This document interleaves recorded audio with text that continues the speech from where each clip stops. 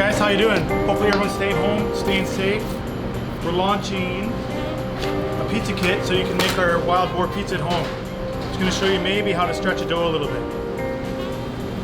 It'll come to you a little bit softer than this one. I just like to use gravity personally.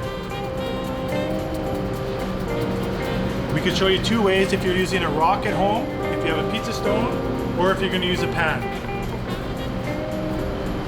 So we're just trying to keep it a little bit round. Trying to keep we like as much air in it as possible. In our oven we cook a little bit hotter than you guys cook at home, so it jumps a little bit more. So if you can let it, if you're going to use a pan, let it sit on the pan for a little bit. Let it proof, if you will, a touch. It's going to help you out a long time, a lot. So from here we would just put a little bit of flour on our board, and then we would build from here.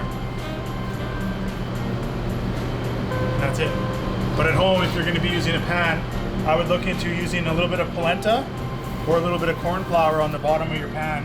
This is going to help with a little bit of crunchiness because the ovens aren't as hot as what we're using. And then ideally, we've made our dough a little bit heavier for you guys too. You want to use probably a 12-inch pan, and we're just going to shrink it down into the pan. And at this point, you could let it sit here for a little while and let it brew for a little bit. We'll be sending a little bit of our tomato sauce, or our pizza sauce. I like less than more, but it's up to you. You can see the dough is a little bit cold, so it's shrinking down. When you guys get it at your house, it's going to be in a little plastic bag. It's going to be a little bit sticky. You might want to reshape it into a nice little ball and just let it sit and proof for a little bit of time again, so it's easy to stretch and it's easy to make manageable. And then we like to build a little bit of wild boar. So we have a little bit of fennel salami.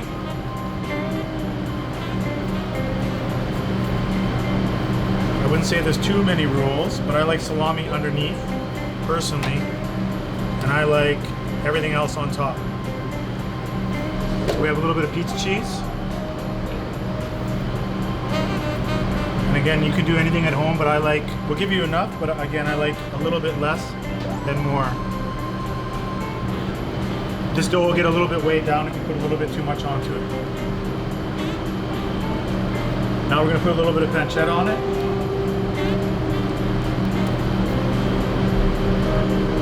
You can leave the pieces whole as well if you want to.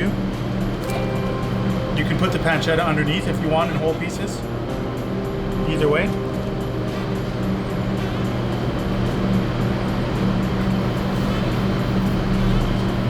We have a little bit of sausage coming as well.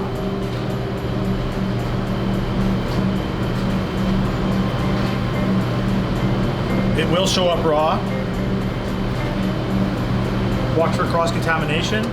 But what we like is when the sausage cooks on top and releases all its flavor into the pizza and cheese. And then we have